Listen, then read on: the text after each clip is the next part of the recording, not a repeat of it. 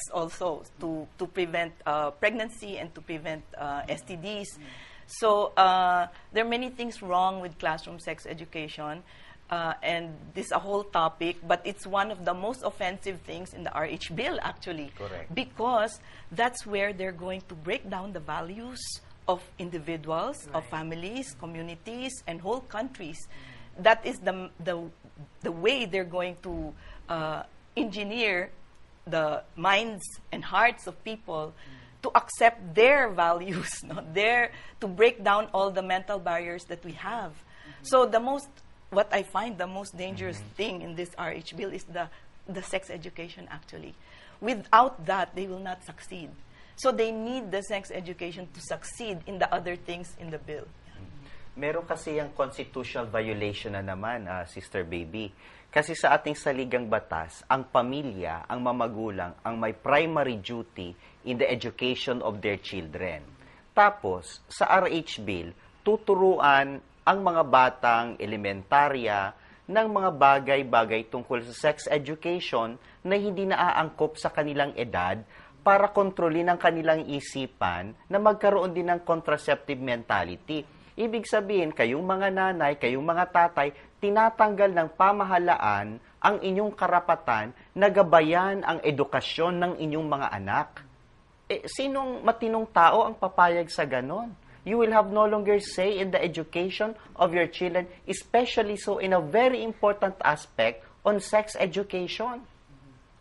Not just sex education, because we'll also have a topic of that sex education part, but also the sanctity of marriage, the trust, no? The husband can have vasectomy without telling the wife, and the wife can have ligation without telling the husband. So there is already a betrayal of trust. Right? So it's really affecting the relationships and also, again, the trust of the children also. At age 13, I think they can decide what they want to do with their bodies. Yes, right? There's a provision there that reproductive health services should be given to everyone, regardless of gender, age. No, so I was regardless of age. No, so that means anyone can go to a reproductive health center and avail of services. Hindi, ayon nga sa go ahead. Ayon talaga sa mga sinasabi ng mga kasama ko, talagang gustong baguhin parang yung kultura ng Pilipino sa pamamagitan ng itong RH bill na ito. At sana naman, kung gusto nilang gawin yon, meron sana silang pinapakita doon sa kanilang kultura na gusto nilang gawin din dito na umaandar, na maganda. Kaya lang, doon sa sariling bansa, ang pangit na ng patakbo ng kanilang kultura. Tumataas yung mga teenage pregnancies. Nawawasak ang mga bahay, ang taas-taas ng divorce rates. Bukod pa dun, yung surge in STDs or sexually transmitted diseases. Increase in abortions. Tapos, increase in abortions. Yung mga matatanda na nakikita nila na wala ng silbi at parang may konting sakit, gusto nang mamatay. Yung euthanasia, ginagawa nilang legal. Yung pwedeng patayin hindi lang yung unborn child, kung hindi na sumisilbing matanda. So, lahat ito, masisira lahat. Lahat ito ay sanhi ng kanilang kultura na gusto nilang ibigay sa atin. In fact, there is evidence from an anti-Catholic Nobel Prize winner by the name of George Akerlof. He did a correlation between a contraceptive mentality and all of these problems. More divorces, more abortion, more adolescents who are mentally unbalanced. And he showed that precisely a contraceptive mentality leads to all of these problems of the family.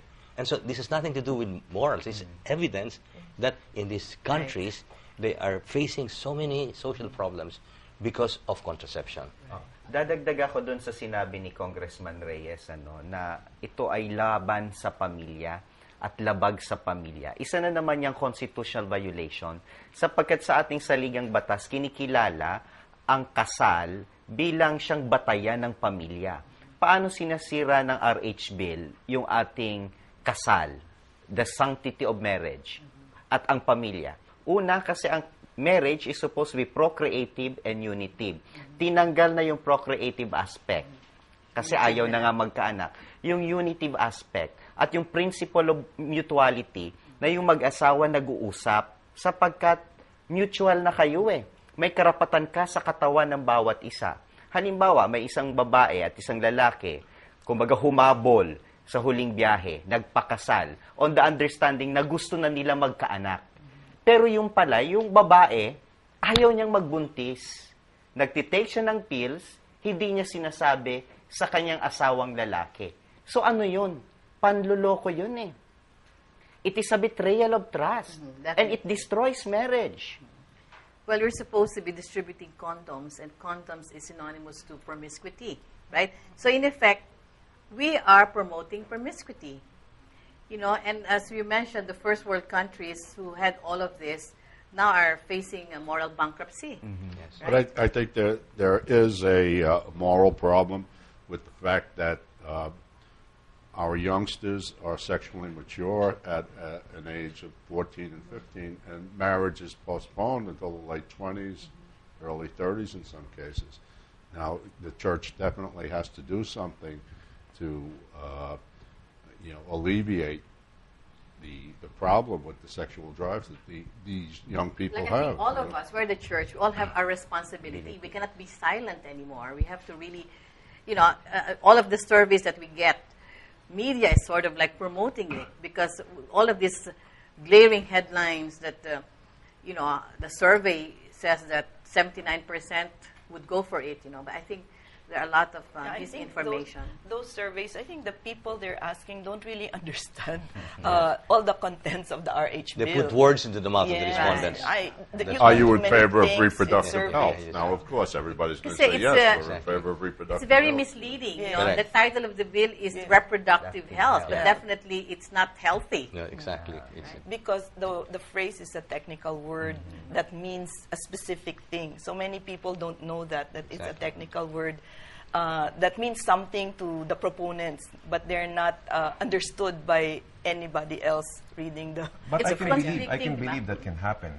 We have been going around schools, around Metro Manila, both public and private schools. And I'll recall a certain experience with a public college where I started off the intervention, because we have workshops there for pro-life. And I took, it's not a survey, but a census of about 200 students who were in the room.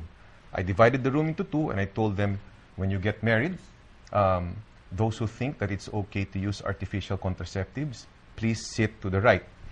Those who don't believe that it is correct to use artificial contraceptives when you're married, say to the left. The room where it was okay to use artificial contraceptives was full.